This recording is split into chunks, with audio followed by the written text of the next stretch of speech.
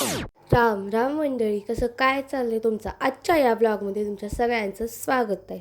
तर आजचा स्पेशल बेत असणार आहे चिकन 65. तर वाट कसली बघतोय, तर चला करायला जाऊया.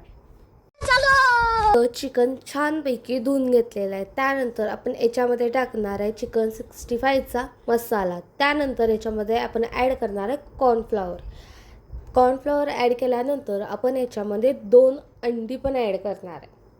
अंडे ॲड करून झाल्यानंतर 1 hour later. ह्याला छानपैकी असं तळून घ्यायचं सगळंच. अबे साले. तेवढं आपण तळून घ्यायचं. थोडासा लालसर कलर येत नाही तोपर्यंत ह्याला तळून घ्यायचं.